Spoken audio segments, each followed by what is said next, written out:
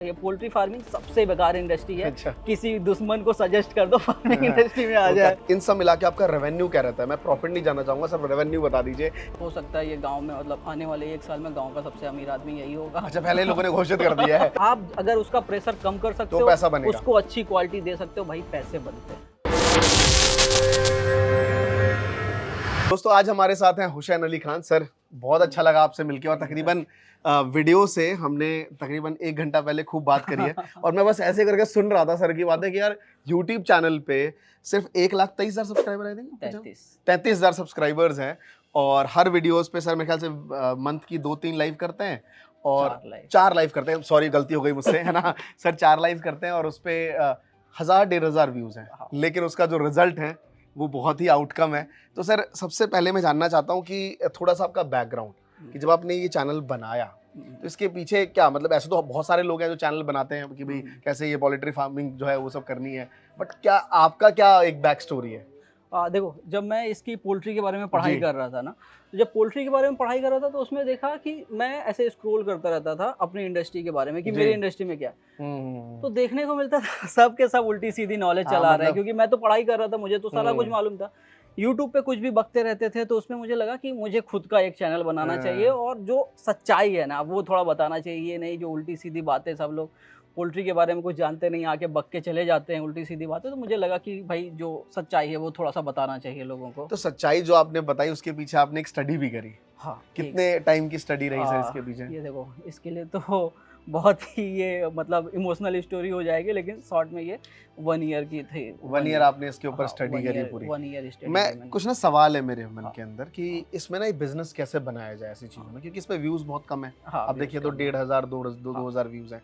तो सबसे पहले ये चीज मैं जानना चाहता हूँ कि वो लोग जो इस टाइप का बिजनेस करना चाहते हैं, जिनको लगता है कि यार मैं ऐसा कुछ अपना एक फार्म बनाना चाहता हूँ छोटा सा, कितना इन्वेस्टमेंट लगेगा, किस तरीके से काम करूँ, क्या रहता है सर? देखो, ये तो बिजनेस जो है ना वो मनी कंजम्पशन, मतलब बहुत ज्यादा पैसे खाने वाला बिजनेस है, ठीक है। ऐसा नहीं है कि 10,000 लगा के मैं कल से स्टार्ट कर लूंगा। तो अगर 10,000 लगाओगे तो भाई उसी के हिसाब से रिटर्न तुम्हें मिलने वाला है, और 10 लाख लगाओगे तो उस हिसाब से रिटर्न मिलने वाला है। इसके साथ साथ पोल्ट्री फार्मिंग में कुछ ही बिजनेस हैं। अगर आप बहुत ज़्यादा बड़े हो तो फीड बिजनेस में जा सकते हो। अगर आप स्टार्टिंग से शुरू करना चाहते हो बहुत ही 1.5 लाख की 3 लाख की अगर आपके पास पूंजी है, तो आप एक बॉयलर फार्मिंग कर सकते हो। और इसमें ब्रांचेज इसके बहुत ज़्यादा हैं, ठीक है। आप करने को तो बहुत कुछ कर सकते हो, लेकिन स्टार्टिंग जो है वो सिर्फ और सिर्फ आप बॉयलर फार्मिंग से ही कर पाओगे। अगर आप मतलब एक छोटी सी इन्वेस्टमेंट लगा के आपके पास कितना कम से कम ये मान के चलो कि 1 से 1.5 लाख तो फार्म बनने में लग जाएंगे, और मतलब ड्रिंकर के साथ, ड्रिंकर फीडर के साथ, और 1.5 लाख रुपए लगभग बच्चे के मेडिसिन के और उसके फीड के, लगभग 40 दिन का जो भी खर्चा होता है, 1,000 बर्ड पे इतने तो लग ही जाएंगे। ठीक है। तो ये आपने शुरुआत कब से करी थी इन चीज़ों की? देखो, इसके बाद तो पहले तो मैं घर वालों से बोला मैंने, मैं बीएससी कर रहा था, ठीक है। बीएससी का लास्ट ईयर था, मैंने पढ़ा, मेरे जो सर थे उन्होंने मछलियों के बारे में पढ़ाया, तो मछलियों के बारे में बड़ा इंटरेस्ट आया। बट मछली करने के लिए जगह बहुत ज़्यादा चाहिए, और उस समय बायोफ्लॉक जैसा सिस्टम था नहीं। नेक्स्ट जो था वो था पोल्ट्री फार्मिंग। पोल्ट्री फार्मिंग के बारे में पढ़ा, मुझे लगा मैं करोड़पति हूँ। ऐसा उन्होंने पढ़ाया, मुझे लगा मैं तो करोड़पति हूँ भाई। उसके बाद घर वालों से बोला कि मुझे पोल्ट्री फार्मिंग करनी है, तो घर वालों का पहला रिएक्शन था मतलब बीएससी करके अब मुर्गी चराओगे, मतलब सच बोलो, मतलब ये मुर्गी चराएगा क्या तुम? समझ गया, ठीक है। मतलब बच्चा बीएससी कर रहा है, बड़ी उम्मीदें थी, मतलब मुर्गी चराने वाली नौबत आ गई। उसके बाद मैंने उनसे बोला कि मुझे इसके बारे में ये करना है, पढ़ाई करनी है, क्योंकि बिना पढ़ाई किए मैं क्या ही कर पाता इसमें, क्योंकि कुछ नॉलेज थी नहीं। तो घर वालों ने बोला कि मैं तुझको तो हम लोग ज़रा भी सपोर्ट नहीं करने वाले, तुझको जो करना है वो कर। उसके बाद बस वहाँ वो वाली बात थी। मैं निकल गया मुंबई में मैंने 1 साल जम के जॉब किया। जॉब करने के बाद पुणे में एक इंस्टीट्यूट था, 1 ईयर का कोर्स कराते थे पोल्ट्री फार्मिंग के बारे में। सारा का सारा पैसा रखा जेब में, तब आगे निकल गया। पर बहुत कम लोग परख लेके ये चीज कर पाते हैं कि पहले जॉब करा, पैसे जमा करे, फिर कोर्स करा, सीखा, ये आया। बट मैं आपसे जानना चाहता हूँ, इतना कुछ समय दिया, आपकी जो अर्निंग सोर्स है, क्योंकि मेरा जो चैनल है वो क्रिएटर बेस पे है, बहुत से लोग इसके थ्रू चैनल बनाते हैं और सारी चीजें करते हैं। तो सबसे पहला एक एडसेंस रेवेन्यू जो मैं आपका चैनल देख के स्टडी कर पाया हूँ कि 10 से 12,000 रुपए महीना आता होगा। इससे भी कम आता, मतलब जानबूझ के बोल देता है क्रिएटर ना, बुरा ना लगे लोगों को, है ना। लेकिन सच्चाई है, यूट्यूब से बहुत ज्यादा कमाने का तो नहीं है, लेकिन यूट्यूब के थ्रू ही पैसा बनता है, जो व्यूअरशिप आती है वहां से। जैसे पहला एक आपका एक वो चीज़ थी कि सबसे पहले आपने एक कोर्स बनाया इस चीज़ का, जो आप सीख के आए पुणे से, उसका आपने एक कोर्स बनाया, और उसके थ्रू आपने पहले क्या था उसकी स्टोरी था, थोड़ी जानना तो ऐसा क्या हुआ कि फीड से रिलेटेड जैसे कि कोरोना आया, कोरोना में काफ़ी सारे फार्मर को लॉस हुआ, और लॉस होने के बाद खाली फार्मर को ही लॉस नहीं हुआ, पूरी की पूरी इंडस्ट्री को लॉस हुआ, जो फीड बनाती थी। हाँ, क्योंकि मतलब कोरोना जब आया था ना, तो सबके मन में ये था कि बॉयलर मतलब कोरोना, बॉयलर की वजह से कोरोना, जो बॉयलर मुर्गियां उसकी वजह से कोरोना आ रहा है। तो पूरी इंडस्ट्री खराब हो चुकी थी, और कोई भी किसी को भी एक दूसरे को पैसे वैसे देना नहीं चाहता था, और काफ़ी सारा प्रॉब्लम हो रही थी। तो फार्मर चाहता था कि हम खुद का फीड बनाएं और थोड़ा सा सस्ता फीड बना लें। तो इसके मतलब उसको कुछ पता नहीं था, बट मैंने तो पढ़ाई की हुई थी, 1 साल पूरा पैसे लगा के पढ़ाई की हुई थी, वो भी अपने पैसे से पढ़ाई की हुई थी। तो मैंने उसको ऐसा देखा, और फिर मैंने उसको एक पूरा एक कोर्स का रूप दिया। हाँ, और उसको जो है फिर स्टार्टिंग में तो फार्मर लोग ले रहे थे आपसे? हाँ, फार्मर लोग ले रहे थे। इसके साथ साथ जो कुछ नए लड़के थे जो फार्मिंग में आना चाहते थे, कुछ करना चाहते थे, तो उन लोगों ने लिया। मतलब काफी अच्छा रहा वो कोर्स, और क्लास प्लस के थ्रू था वो सारा का सारा। अच्छा, नहीं मतलब हमारा भी क्लास प्लस के थ्रू ही है सर। बहुत बढ़िया, मतलब ये अच्छी चीज है कि आपने अपने जो स्किल था उसको मोनेटाइज किया, घर में बैठे बैठे भारत के उन सभी लोगों को जो पुणे जाके 1 साल इन्वेस्ट करके ना सीख पाए, एक आपने उसमें रॉ मटेरियल क्या सिखाया था उसमें सर आपने? उसमें मैंने ये बताया कि आपको फीड बनाने के लिए क्या क्या चीज चाहिए, कितने कितने अमाउंट में चाहिए, क्योंकि बॉयलर की लाइफ जो होती है ना, ये बहुत ही कॉम्प्लिकेटेड है। दूर से लगता होगा कि हाँ मुर्गी है, दाना खाई और तैयार हो गई, ठीक है, बट उसके पीछे बहुत ही 5 साल का रिसर्च लगता है। इसके साथ साथ उसकी जो खुद की लाइफ होती है, उसके 3 stages, pre starter, starter, finisher में अलग अलग बटी रहती है। तो मैं वही सिखाता था कि इसमें प्री स्टार्टर, स्टार्टर, फिनिशर को हम किस तरीके से मतलब बनाएंगे, किस तरीके से खिलाएंगे, क्या क्या इसमें हम छोटी छोटी बातों का ध्यान रख सकते हैं। क्योंकि फार्मर क्या होता था ना, फार्मिंग इंडस्ट्री आज के समय में भी एक ऐसी इंडस्ट्री है ना, अवेयरनेस कम है लोगों को, जिसके पास पैसा है ना, वो बस पैसा फेंक देता है, और उसको लगता है कि मैं पैसा फेंक दूंगा। मतलब जब मैं ये पढ़ाई करने गया था ना, तो लोगों ने ये भी बोला कि मुर्गी की भी कोई पढ़ाई करता है क्या? समझ गया। जाओ किसी फार्म पे चले जाओ, सीख जाओगे। मतलब तो किसी फार्म पे जाके सीखने से अच्छा था कि अच्छा हुआ मैं वहाँ पे गया, काफी कुछ सीखा। समझ गया। तो अगर आपको मुर्गी फार्मिंग करनी है तो पहले तो मतलब कुछ तो नॉलेज होनी चाहिए ना, ऐसा थोड़ी ना पैसे फेंक दिया बस आना शुरू हो गया। समझ गया। आप किसी ऐसे डॉक्टर के पास जाना पसंद करोगे जिसने कोई पढ़ाई, मतलब किसी डॉक्टर के पास बगल में बैठ के ट्रेनिंग ले ली और डॉक्टर बन गया। देखा हो ना ललन टॉप पे आता है कि हम प्रैक्टिशनर हैं, हम प्रैक्टिशनर है ना, वो प्रैक्टिशनर डॉक्टर बन जाते हैं। फार्मिंग में तो खैर ये है ही, मैं खुद गांव से बिलोंग करता हूँ, मैंने खुद देखा है कि जो गांव में लोग करते हैं वो कहीं ना कहीं कर रहे हैं, इसलिए फार्मिंग कर रहे हैं। लॉस क्या हो रहा है, क्या डालना चाहिए, आइडिया नहीं, किसी ने सजेस्ट कर दिया कि भाई पोटेशियम ये डाल दो, उठा के डाल दिया। तो वो चीज़ नहीं, वो अच्छा किया आपने कि आपने जो सीखा उसका एक स्मॉल कोर्स बनाया, वो आपने अपने चैनल के थ्रू प्लेस करना शुरू करा, और लोग आपसे जुड़ना शुरू हो गए। फिर आपने एक तीसरा रेवेन्यू निकाल लिया उससे, जो लोग आपसे जुड़े। वो कौन सा रेवेन्यू था जो जुड़े, उनके बाद क्या किया आपने? एक्चुअली क्या किया कि जब हम लोग उनको फीड, मतलब मैं क्या करता था, मैं उनको इन्फॉर्मेशन प्रोवाइड करता था, बट इन्फॉर्मेशन से ही सारी चीज़ें नहीं हो जाती ना। इन्फॉर्मेशन होने के बाद, जैसे मुर्गी फार्मिंग क्या है, उसमें ये टेक्निकल तो है नहीं कि आपने ये चीज़ ले लिया, ये मतलब कंट्रोल प्लस ये दबा देंगे तो ये पोस्ट हो जाएगा, ये कॉपी हो जाएगा, ऐसा तो है नहीं। उसमें कई सारी बारीकियाँ होती हैं। तो फार्मर क्या करता था, उसको जब मैं फार्मूला देता था ना, वो कहीं से सस्ती क्वालिटी का सोया उठा लिया, सस्ती क्वालिटी की मेडिसिन, सस्ती क्वालिटी का सड़ा हुआ तेल उठा लिया। मतलब आपने जो कोर्स में सिखाया, सीखने के बाद वो मार्केट में गया, और मार्केट में वो सारे प्रोडक्ट्स लेके आया, लेकिन बहुत ही घटिया क्वालिटी मिल रही थी, या कई बार उसने ही कुछ जुगाड़ लगा लिया कम पैसों में। उसने ही कुछ जुगाड़। तो उसमें क्या हुआ कि वो उसकी क्वालिटी बहुत ज्यादा खराब हो जाती थी। उसके बाद कंप्लेंट आना शुरू हुआ। तो मैंने क्या जो आपने सिखाया वैसा हम नहीं बना पा रहे हैं, वैसा बन नहीं रहा है, वैसा बन नहीं रहा है। तो बन नहीं रहा है तो उसके पीछे जैसे कि क्या होता है, कई लोग बोलते हैं बन नहीं रहा है और वहां से बैकआउट हो जाता है, ठीक है। तो कुछ लोग ऐसे होते हैं कि भाई इसके आगे क्या करना है, ठीक है। जैसे कि कई सारे फार्मर क्या हैं कि वो लोगों को लॉस होता है ना, पोल्ट्री को लॉस है, उनको मालूम है कि मेरा लॉस महंगे फीड की वजह से मैं लॉस कर रहा हूँ। वो महंगे फीड को सस्ता करने की कोशिश नहीं करते हैं। वो क्या बोलते हैं, फार्मिंग इंडस्ट्री क्या है ना, ये पोल्ट्री फार्मिंग सबसे बेकार इंडस्ट्री है। अच्छा। किसी दुश्मन को सजेस्ट कर दो फार्मिंग इंडस्ट्री में आ जाए, वो कहावत है ना, वो पीछे नहीं, मतलब देखता नहीं, मतलब वो ये नहीं जानना चाहता मेरा, उसको मालूम भी है कि मेरा लॉस पोल्ट्री फीड की वजह से। वो पोल्ट्री फीड महंगा था, मुर्गा ज्यादा रेट में तैयार हुआ, मार्केट का रेट कम हो गया, लेकिन वो कभी भी अपने खुद से फीड बनाने की तरफ ट्राई ही नहीं करता, ठीक है। समझ गया। तो मैंने क्या किया कि कोर्स तो मैं दे ही रहा था, इसके साथ साथ मैंने क्या कर दिया कि मैंने उसको पूरा एक कंसंट्रेट बना दिया कि इसके अंदर अच्छी क्वालिटी का सोया, अच्छी क्वालिटी की मेडिसिन, अच्छी क्वालिटी का ऑयल, सारा कुछ इसके अंदर मिला हुआ है। इसको आप लेके जाओ, इसके अंदर सिर्फ मक्का मिलाओ और आपका फीड तैयार हो जाएगा। Okay. ज्यादा टेंशन रखो ही मत तुम। तो फिर आपने 10 रॉ तरीके। मटेरियल का भी बिजनेस हाँ। शुरू करा, मतलब एक चैनल जिस पे 1500 व्यूज आते हैं, लोग सोचते हैं क्या ही बना पाता होगा। एडसेंस में आपने पहले ही बता दिया कि 10,000 रुपए, तो ऑल ओवर मैं देख रहा हूँ कि 2-3 आपका कोर्स का, हाँ। फिर आपने रॉ मटेरियल, इन सब मिला के आपका रेवेन्यू क्या रहता है? मैं प्रॉफिट नहीं जानना चाहूंगा, सिर्फ रेवेन्यू बता दीजिए, एक बार लोग खुश हो जाए उस चीज से। मेरा सीए मुझे जब देखा जी। और मतलब मैं अपने सीए के पास गया, ठीक है, और उसने मेरा सिर्फ टर्नओवर देखा 1 साल का, और 1 साल में भी स्टार्टिंग के जो फाइनेंशियल ईयर के 3 मंथ होते हैं उसमें सेल थी 0। अच्छा, ठीक है, बचे 9 महीने। 9 मंथ में मेरा टर्नओवर था 1.5 करोड़ रुपए का लास्ट फाइनेंशियल ईयर का।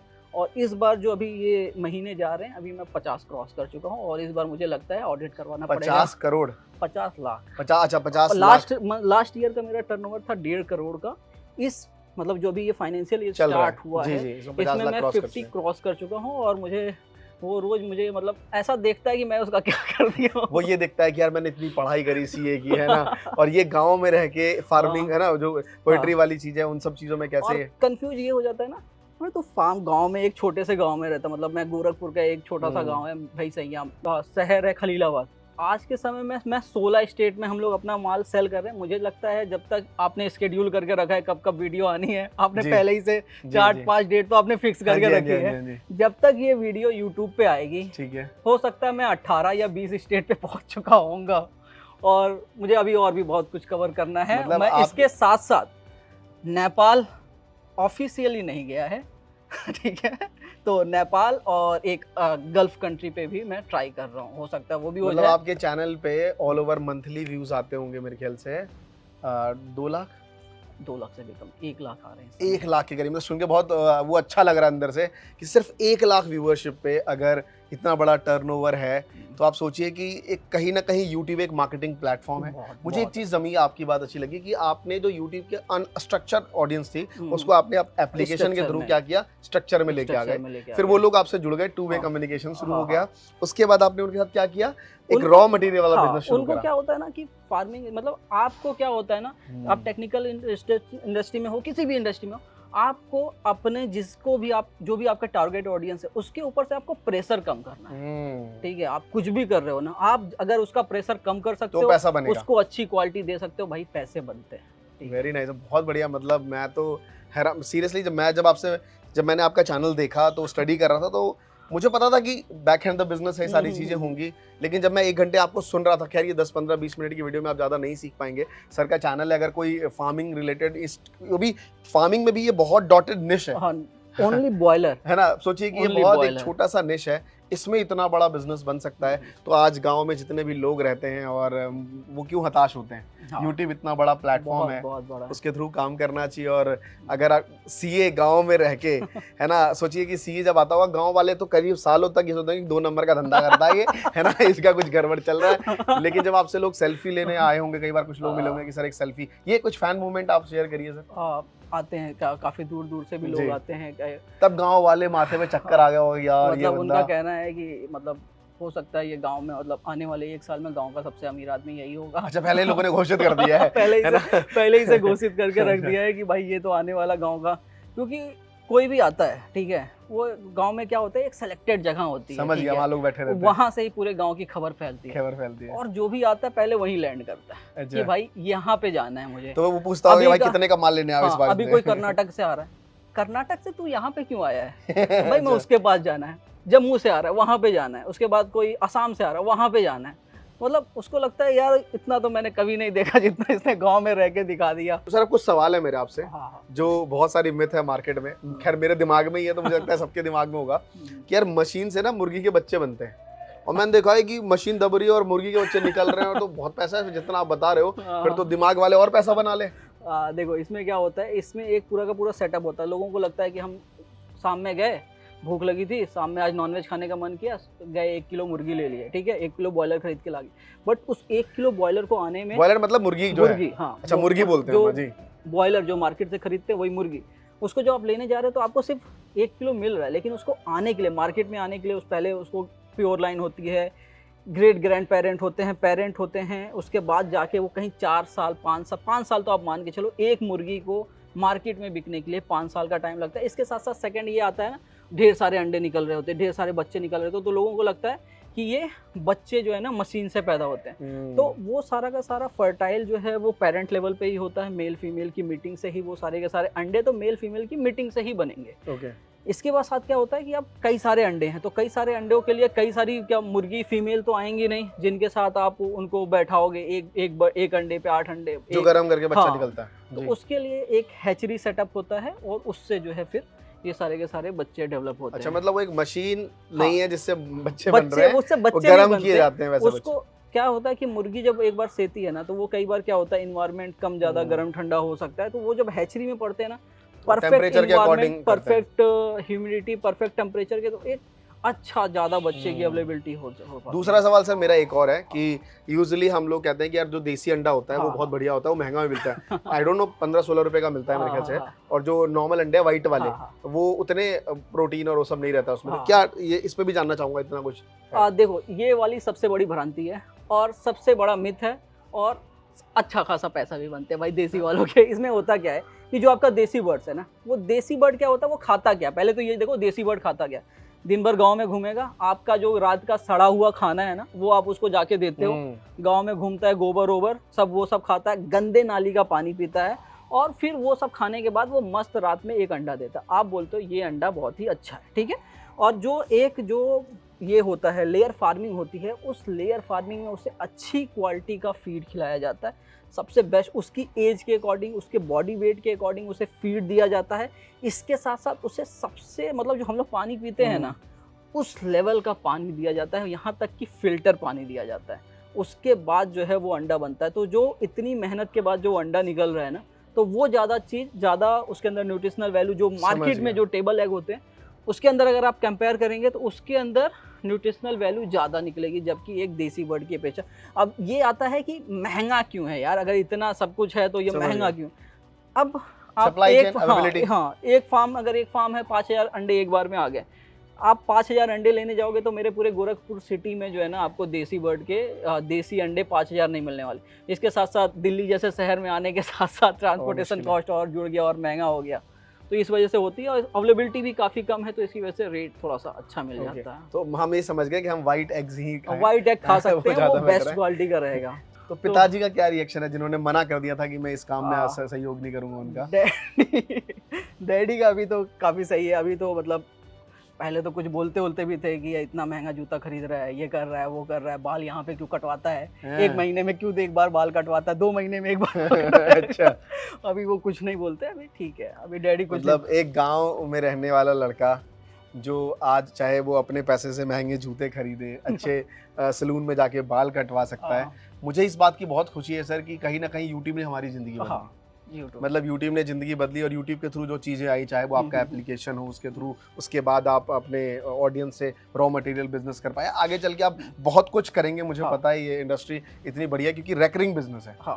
एक कस्टमर एक बार जुड़ गया, उसके साथ लॉन्ग टर्म धंधा बनेगा। साथ साथ ना वो नेक्स्ट को जब मतलब अभी देखो अगर एक एरिया में फार्म है ना, तो एक एरिया में एक फार्म नहीं होता, कई सारे फार्मर होते हैं। अगर उसमें से एक फार्मर भी आया, उसने खिलाया, उसको रिजल्ट आया, अब उसको रिजल्ट आया, उसको बन रहा है, मतलब उसको मार्केट में फीड मिल रहा है 44 रुपीज़ का, हमसे फीड बनाने के बाद उसको पड़ा 36 रुपीज़, लगभग मार्केट से 8 रुपये कम आ रहा है। मार्केट से अच्छा फीड तैयार, उसका बच्चा तैयार हो रहा है, तो उसके अगल बगल वाले भी आ जाते हैं सर, वो हकीकत है, ये तो रियलिटी है सर कि जब एक रिजल्ट साथ, मेन रिजल्ट ही तो है, रिजल्ट दिखेगा लोग आएंगे आपके पास। सो और भी चीज़ सीखना चाहते हैं सर से रिलेटेड और कैसे इन्होंने अपने बिजनेस को डेवलप किया, तो सारी डिटेल मैं डिस्क्रिप्शन में डाल दूंगा, आप वहाँ जाके ले सकते हैं। सर एट द एंड क्या कहना चाहेंगे हमारे वी मेक क्रिएटर के ऑडियंस को आप?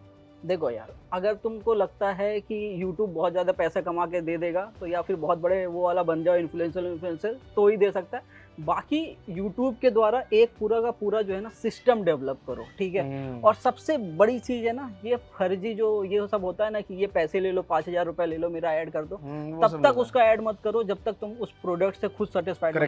अगर एक बार तुमने गलत ऐड कर दिया ना, 5000 10,000 इससे ज़्यादा कोई देगा नहीं, ठीक है। उस 5-10 हज़ार रुपए के चक्कर में अगर तुमने एक बार गलत ऐड कर दिया ना, तो जिंदगी भर आप कुछ भी, आप विश्वास ही नहीं जीत पाओगे। सबसे मेन इंपॉर्टेंट है ना, आप विश्वास कितना जीतते हो उनको, और वो आपकी बात से कितना एग्री कर पाते हैं, करेक्ट, वो है।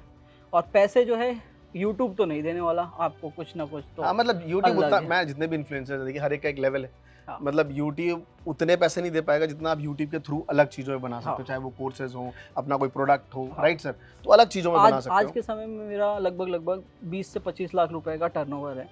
यूट्यूब से कितने आते हैं? 7,000।